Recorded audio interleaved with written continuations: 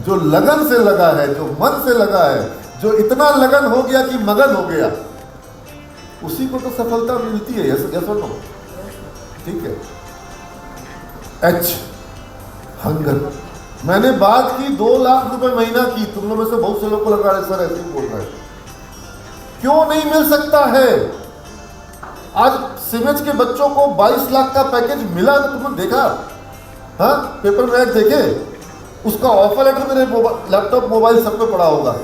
22.7, ठीक है। उनने उसको यूएई भेज रही है कंपनी, और कंपनी जब यूएई भेज रही है उसकी सैलरी में कई गुना इजाफा होने वाला है, वो 50 के ऊपर जाने वाला है।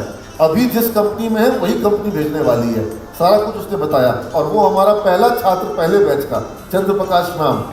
एचपी में भी काम किया, ओरेकल में भी काम किया, डेलॉयट में भी काम किया, और अभी वो एसेंचर में है। और एसेंचर उसको एसेंचर वर्ल्ड की सबसे बड़ी सॉफ्टवेयर कंपनी है। मानते हो इस बात को? जानते हो? प्रोडक्ट में माइक्रोसॉफ्ट आगे है, लेकिन सॉफ्टवेयर डेवलपमेंट में सबसे बड़ी कंपनी कौन है? एसेंचर। एसेंचर उसको दुबई भेजने वाली है, ठीक है। He would be getting more than 50 over there. तो एक बात बताओ, क्या तुम्हारे अंदर उस लेवल की भूख है? सर, सोचने में भी हिम्मत नहीं लगता है। मैं अभी नीचे मेरे पत्रकार बंधु जो फोटो खींच रहे थे, उनसे बात कर रहा था। लगता है अभी यहाँ पे नहीं है। हाँ, ये इनसे, और वो दैनिक जागरण वाले भी थे तो थे। हाँ, मनीष जी से मैं बात कर रहा था, और मैंने उनसे एक बात कही कि सिमेज की स्थापना जब किए थे तो मन में ये बात थी कि बिहार के बच्चों को बिहार से बाहर जाना ना पड़े, पलायन ना हो। मजबूरी बस बच्चे बाहर जाते हैं, और बाहर जाके रहने खाने में जितना खर्च आता है, मतलब वो पढ़ाई से ज़्यादा रहने खाने में खर्च आ जाता है बाहर जाने में। 1 साल का 2-3 लाख रुपए बाहर में खाली रहने खाने का खर्च हो जाता है। होता है कि नहीं होता है? तो बच्चों को बाहर क्यों जाना पड़े? तुम लोग में से कई बच्चे ऐसे थे जो शायद सिमेज नहीं होता तो दिल्ली चल जाते, पंजाब चल जाते, एमपी चल जाते। या सुनो, चूंकि सिमेज था तो तुम यहाँ रुके। तो पलायन को रोकना मेरा मकसद था, लेकिन मैंने उनको बोला कि अब मेरा दूसरा मकसद है। अब मेरा मकसद है कि ऐसा संस्थान बनाऊं, और जो मैं तुम लोग जानते हो बना रहा हूँ। कई साल लोग तुम उससे बगल में जाकर देखा होगा, देखा कि नहीं देखा है? देखा है?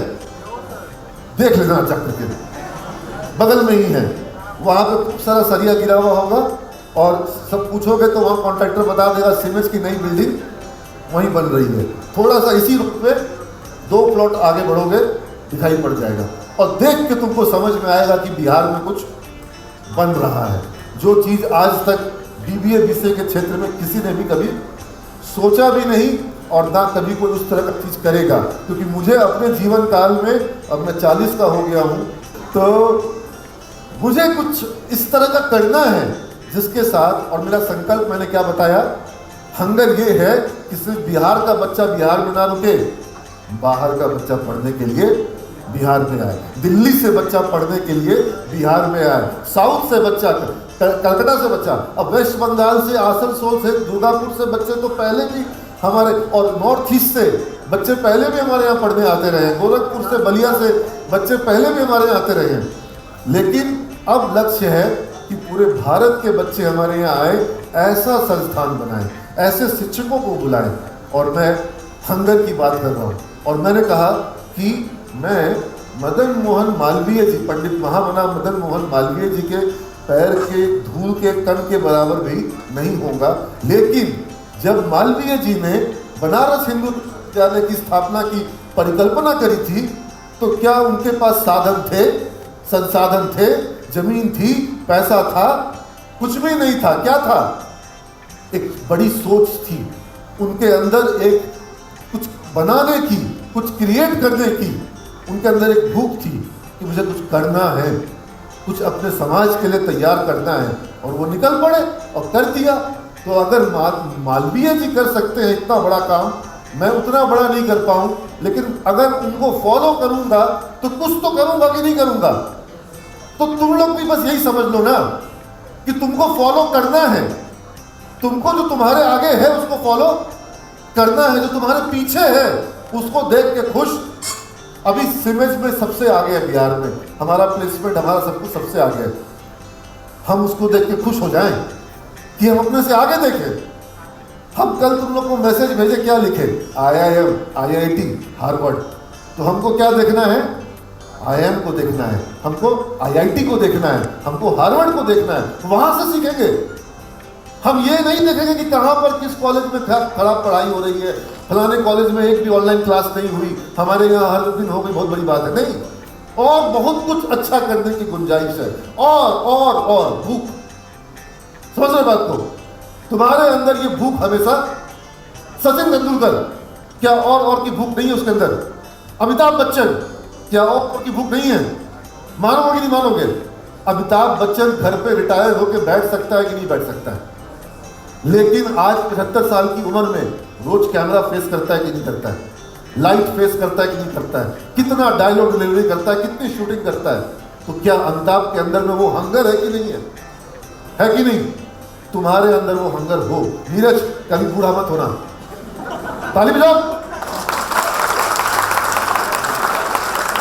हंगर हमेशा रहना चाहिए। आज का PhD याद रहेगा ना? पैशन यानी कि जोश बहुत बड़ी जरूरत है। वो जोश नहीं तो कुछ नहीं। जिसके पास जोश नहीं है वो कुछ कर ही नहीं सकता है। गोबर है, गोबर कुछ नहीं कर सकेगा। तुमको गोबर गणेशा नहीं बनना है, महागणेशा बनना है। सुनो, जोश, ठीक है ना? और हंगर, भूख। और D stands for discipline. Sachin Tendulkar is about discipline, Amitabh Bachchan is about discipline. Sachin उस वक्त प्रैक्टिस करता था जिस वक्त भोर में 3 बजे ग्राउंड के स्टाफ भी नहीं आते थे। You getting my point? तो आपके अंदर अगर डिसिप्लिन है, तुम लोगों ने तो अपना डिसिप्लिन आज दिखाया भी। 10 बजे का समय था, हाँ? एक बच्चा आया था कोई 10 बजे के समय से, क्या नाम था? सूरज। खड़ा होता बेचारा। वेरी गुड, ताली बजाओ। इसके लिए आ जाओ स्टेज पर।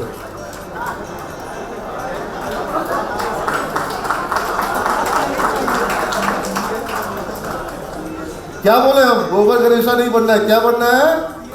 महागणेशा, ठीक है? तो अब ये गणेश जी का जो आशीर्वाद है हर जगह बहुत जरूरी है। मैंने डीजे को कहा था कि पहले जयदेव जय मंगल मूर्ति बजा देना, बजाया था? हाँ, वो गणेश जी का आशीर्वाद लेके पहले विघ्नहर्ता को खुश कर देना चाहिए, उसके बाद संकट। तो बेटा तुम्हारे लाइफ का सब संकट कट जाए, ठीक है? और ज्यादा संकट क्यों हटेगा तुम्हारा? क्योंकि इसमें तुम्हारे संस्थान का, तुम्हारे गुरुजनों का भी आशीर्वाद साथ में है, ठीक है ना? बहुत करती। तो डिसिप्लिन, अभी तुम लोग डिसिप्लिन, यहाँ तो तुम लोग को डिसिप्लिन नहीं, इनडिसिप्लिन फर्क नहीं पड़ता है। ऑफिस में पंचिंग मशीन रहेगी, ये आजकल वो चेहरा दिखा करके सीधा हाफ सैलरी कट जाएगी, ठीक है ना? अपने आप डिसिप्लिन पे आ जाओगे। You getting my point? ज़्यादा दिन करोगे तो HR बोल देगा कि तुम्हारा ये रहा नोटिस, जरूरत नहीं आने की। You getting my point? So discipline लाओ, लेटर देन सूनर। जितना जल्दी ले आओ उतना अच्छा है। अभी वो ऐसे करने वाला टाइम जल्दी ओवर। सुबह उठ कैसे करते हो ना, अब वो ओवर। अब सुबह उठ करके बस लग जाओ काम।